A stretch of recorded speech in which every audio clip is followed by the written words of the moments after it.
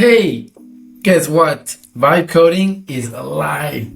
Well, that's a bit of clickbait because obviously I've been using vibe coding for the last 6 months to code a ton of products. So vibe coding itself is not live, but the way they're selling it to you is. So let me explain, okay? If you think that what you're going to do is here, just build me a website that does this, and that, and you're gonna get a built product. So this is what they're selling to you, right?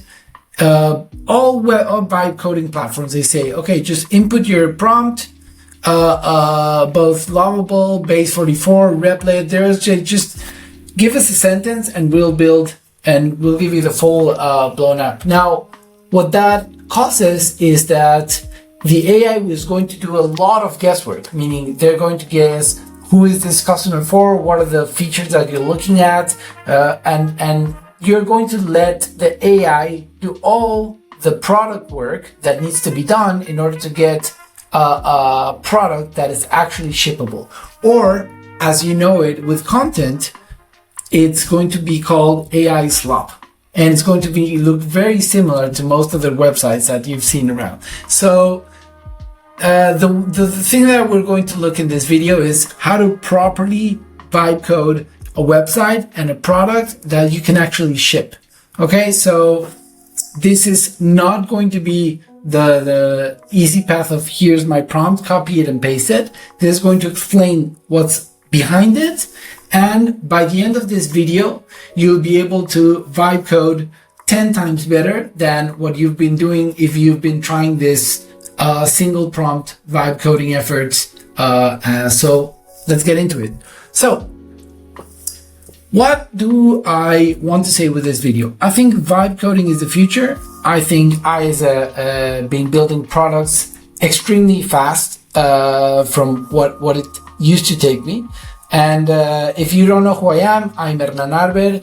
I have been building tech products since earlier 2004, so for the better part of 20 years, since 2017 in crypto, so that's been going to be 8 years now.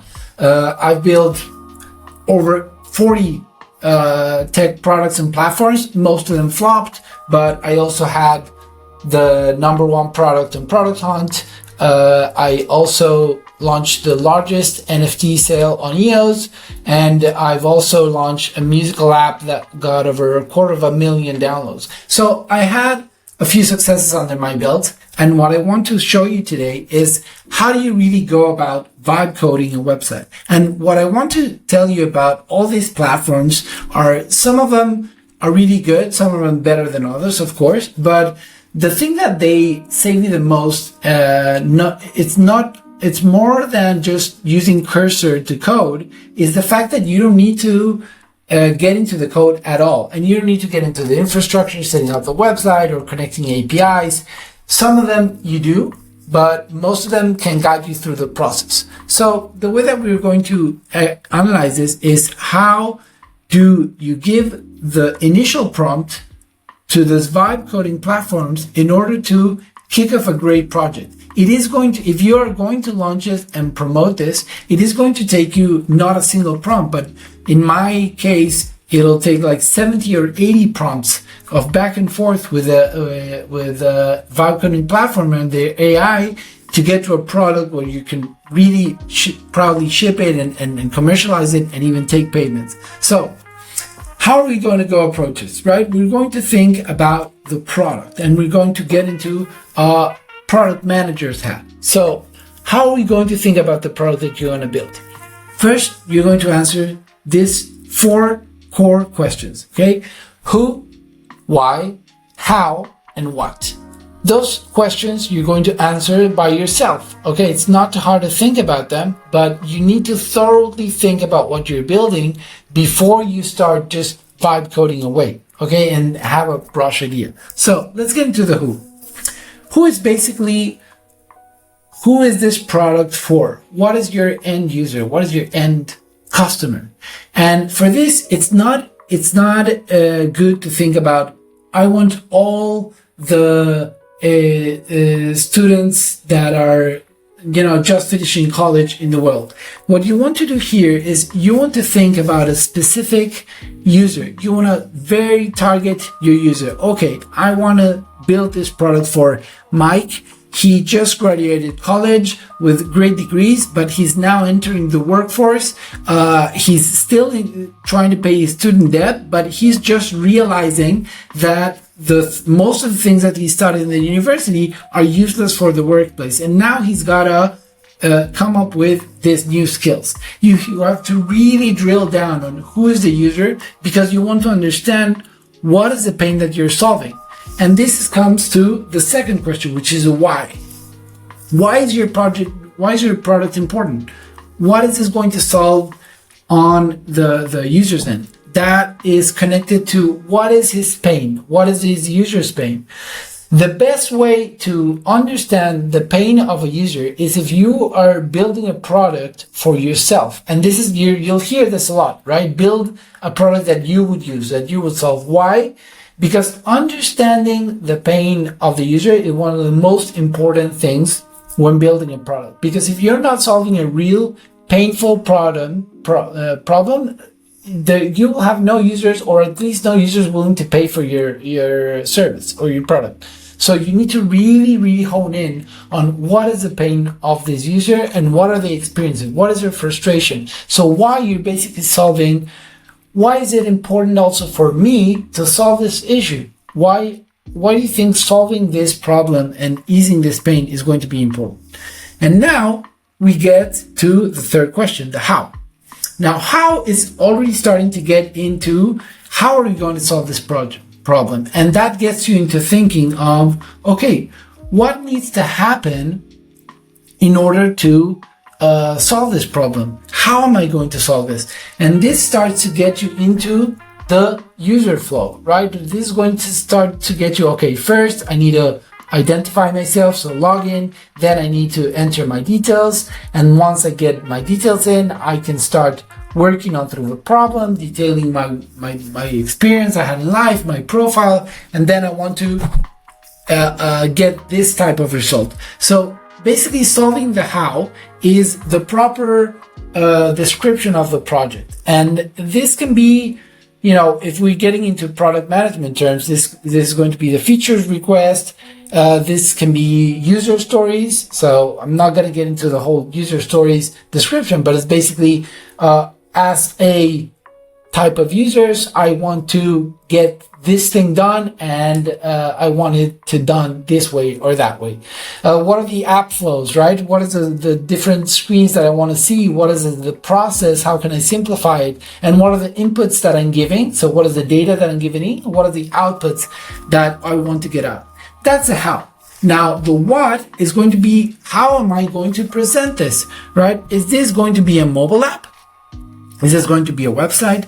How is the user going to use this? And you want to focus on where is the user most likely going to use your app. If it's going to be a social app or a sales website, you probably want to have as much mobile contact and being accessible anywhere for the user. If this is going to be a platform or a website that users use more professionally, maybe then a website makes more sense. And if they're going to also connect a wallet or have a Web3 involvement in the project, then definitely a desktop is more likely to expose this project first and foremost to the users. Maybe you want to build a community, and maybe you don't even need a website or a mobile app. What you need is just to leverage one of the existing community platforms and build your product there. That can be perfectly okay. So you don't need to build the whole thing. You can leverage, platforms like School or WAP or Nas.io. There are a ton of platforms today that you can gather a community and you can dedicate yourself to marketing. If you're just building like a course or a digital product, there are tons of platforms that you can use, and you don't need to actually vibe code anything. So think about that. Now, if you're building a SaaS company or a B2B, or you're offering business as a service, maybe what you need to build is an API. API is basically the protocol or the requirements that you're going to offer a business to exchange data from their servers to your application. So an API is just the requirements of the data and how are you going to transmit that data from your customers to you and back and forth. So that is maybe what you need to build, right? So you need to determine how am I going to display this product. Now, the number two, or the second part of this process, is building this starting prompt. Okay, so the secret behind vibe coding is that this initial prompt, if you just give him a regular one sentence, I want to build this, and that, you're going to get AI Slop. You're going to get a generic website that can do anything, fit for anyone, and it'll not crank down the features that you really want to build. So now you want to start thinking of that kickoff prompt, and that kickoff prompt, later on in this video, I'm going to tell you exactly how you're going to deploy them. Okay, for first and foremost, you got to think of who's the persona, right? Like you're going to train the AI, not really training, because it's not called really training, but you're going to tell the LLM now, who are you thinking of? What is your personality? What is your expertise? Then you're going to go into context, you're going to give them a request, and we're going to ask them for a specific result. Now, let's craft that prompt, okay? First and foremost, what is the persona that you're giving ChatGPT or Gemini, and we're going to let them compete between each other. So this is a part where I'm going. But first and foremost, you have to tell them you're now a world-class product manager, you're the specific industry expert, you're an expert in this industry, you understand user psychology very well, so you understand what triggers the user and what will cause them to not only buy, but become a recurring buyer, and you also understand all the tech specs that this industry requires or the specific product needs for it. So if you're building a Web3 product, it needs to understand smart contracts and wallet management, wallet connections, and what are the requirements for a Web3 product, right? Now, when you think of context, you want to give the LLM exactly what are you building and what is the context of the prompt. So you're going to tell them, listen, I am going to build a product in this vibe coding platform. So I want you to help me build the kickoff prompt and a professional PRD that I can just input this vibe coding platforms and have an initial project or initial product built to the best of their abilities and get me as close as I can for a finished product at that kickoff prompt, right? And then you want to explain the platform requirements. So I want this platform to give this and this and this, and these are the specific requirements that my platform is going to use. So for example, the example that I gave, I want it to be available for all students in the US and make that the primary location, right? So those requirements are going to be the context that you give the LLM. And not lastly, but then we're going into the request, which is now the specific request for the prompt. You're going to use what we saw in the first part, which is who, why, how, and what. So the answers that you built as a product manager for the product and that you prepared on the side, now you're going to use them as part of the request. So now you're getting into the details.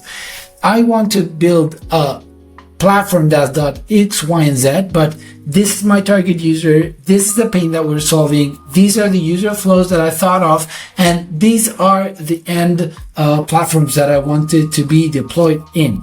That is going to be the core of your request. So this is the most important part of your prompt, right? And then you want to see what is the result. So I want to give you I want you to give me a first initial kickoff prompt formatted as a professional PRD. I want you to have much more focus on the user experience and the flows of that app, and do not stress the infrastructure, because a lot of platforms, especially like Claude and other LLMs, they just get into a PRD and say, okay, this is going to be the server, you're going to do an NS node, we wanted this type of coding platform or this type of infrastructure. You don't need the LLM to focus on that. You want to focus on the user flows, because the vibe coding platforms is what basically that's what they're offering. And you want to specify the end format, right? I want to give everything to me in that kickoff prompt that I can just copy paste onto the vibe coding platform, and it'll give me the best resulting product. All right. And so now what you're going to do is you are going to give this same prompt, and you're going to let the LLMs compete for the best prompt.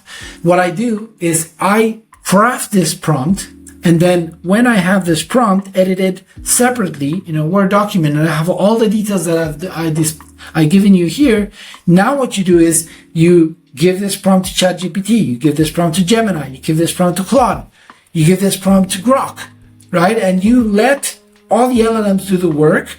And then what you're going to do is you're going to decide which one give you the best result, which one's clearer for you to understand, like which one seems the best displayed. You're going to have a bit to enforce a bit of intuition here, and maybe you're going to have to combine some parts, right? I really like how Claude described the user flows, but I think that the why and the pain that we're solving, and the texts or the copy is better done in Gemini or ChatGPT.